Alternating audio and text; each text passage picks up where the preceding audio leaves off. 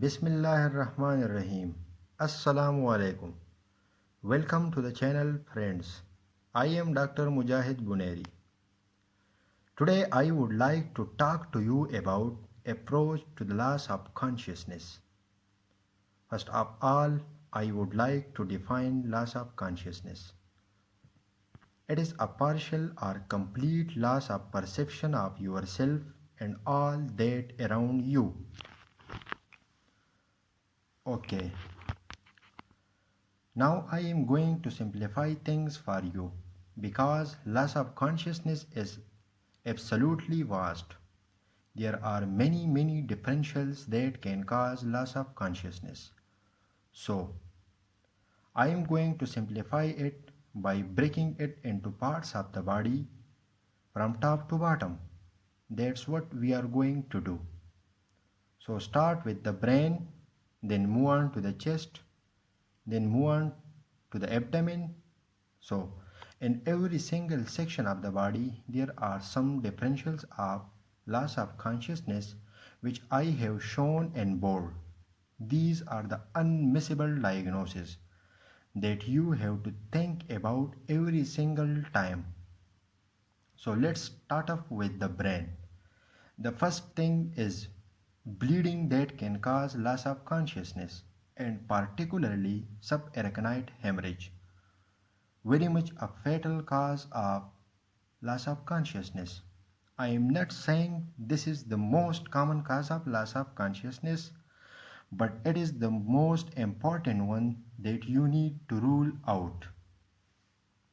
When someone comes to you with loss of consciousness, especially if they had a headache prior to the loss of consciousness. Okay, so subarachnoid hemorrhage and followed by intracerebral hemorrhage. This may be spontaneous due to hypertension, anticoagulation, etc. Another thing is stroke. Now, normally stroke does not cause loss of consciousness, but depending on where the stroke is, it can cause it. So do look out for that. The other things are things like infections in the brain, which include meningitis and encephalitis. Meningitis and encephalitis don't typically cause loss of consciousness, but cause decreased consciousness. Now, these are the three that I want you to keep an eye on.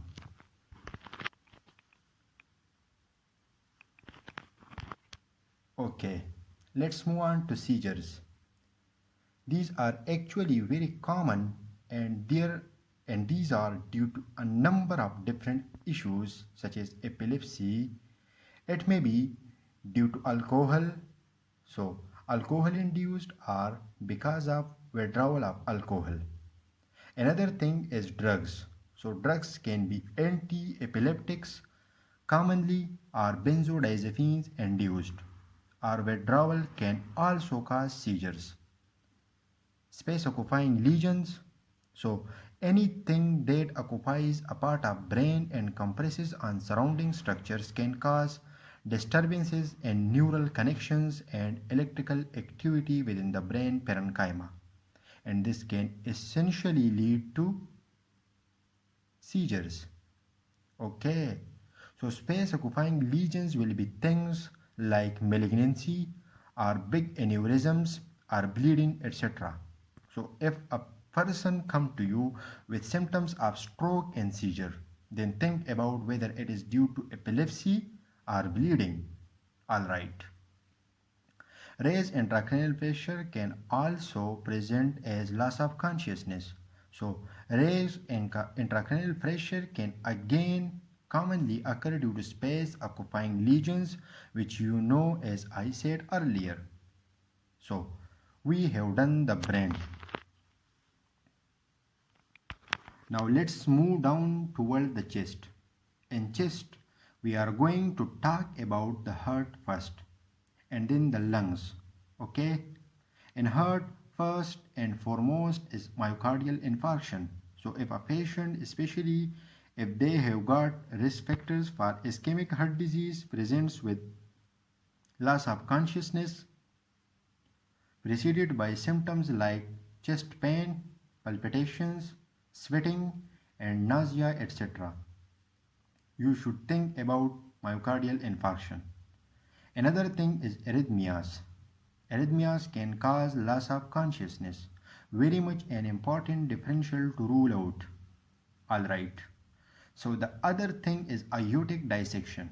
Especially it is ascending aorta dissection that can cause loss of consciousness, or if it is a large acute dissection can also cause loss of consciousness because you will have hypovolemia because of severe bleeding. Other things include structural heart diseases like hypertrophic obstructive cardiomyopathy and aortic stenosis, etc. Hypertrophic obstructive cardiomyopathy is of course a congenital disorder. Typical history would be like a young 20-year-old footballer or game player who suddenly dies on the ground while running.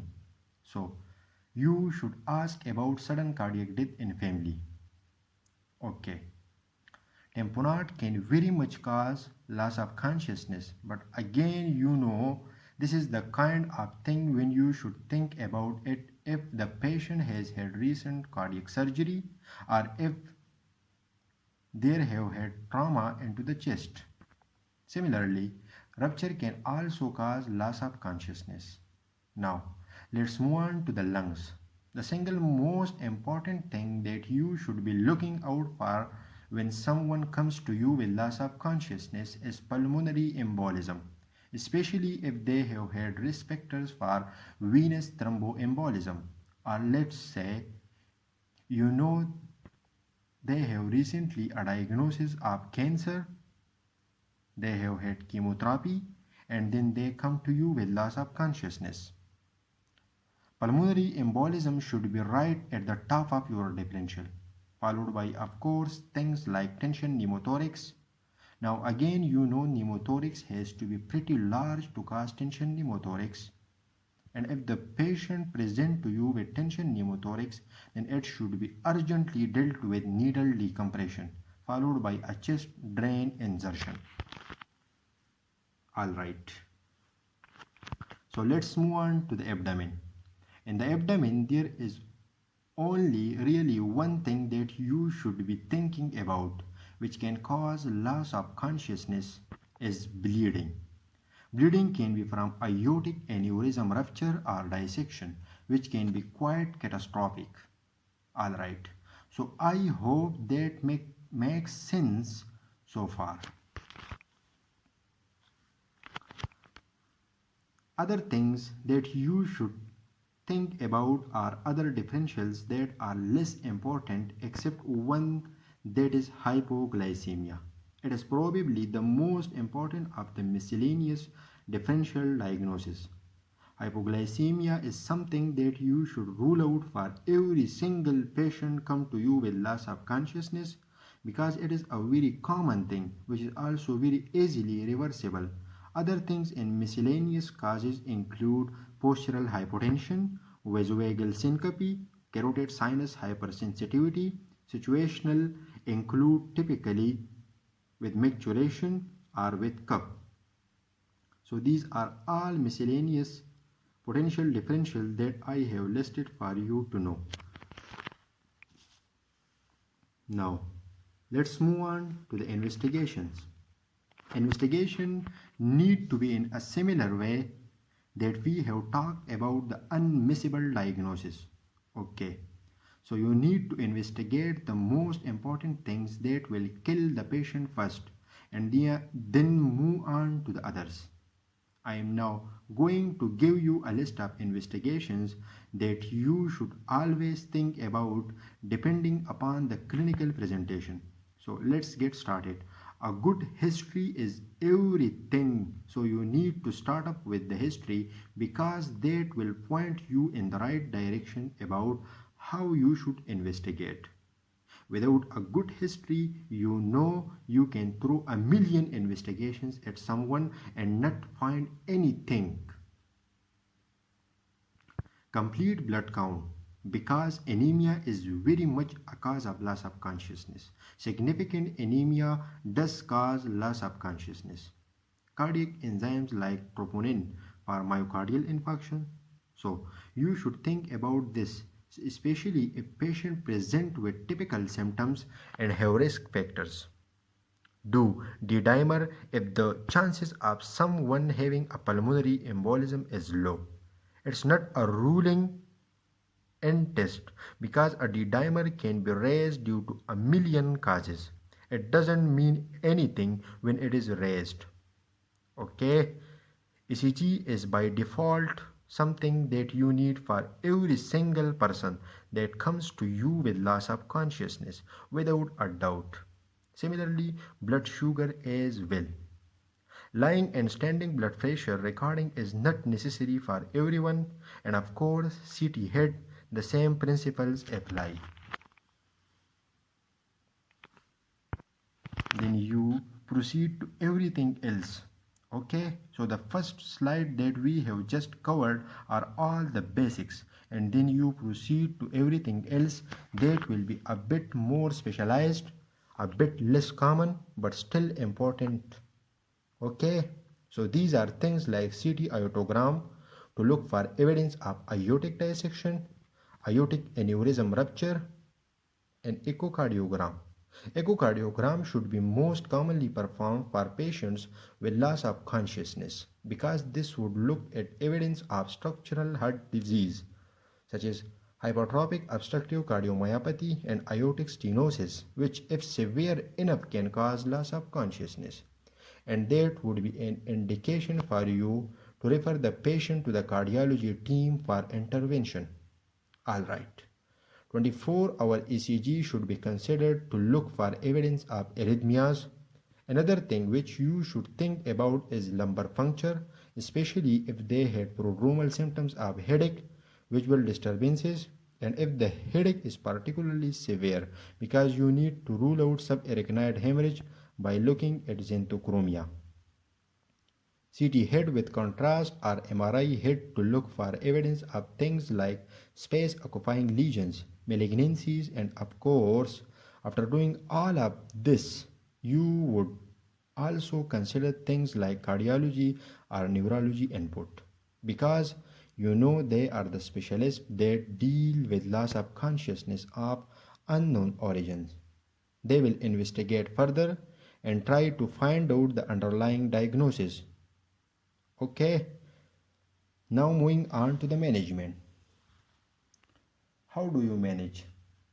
So in terms of management, this depends entirely on the cause again. Presuming you have found the cause. So this is the attitude to the overall approach because that's what matters.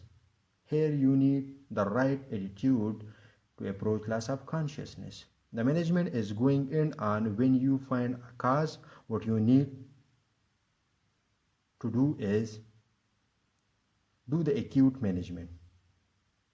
Make sure you know the patient does not have any of the life-threatening issues, and then what you should do is look out for anything that's common, and if you done these two, then you should by all means refer them on to the cardiology and neurology team.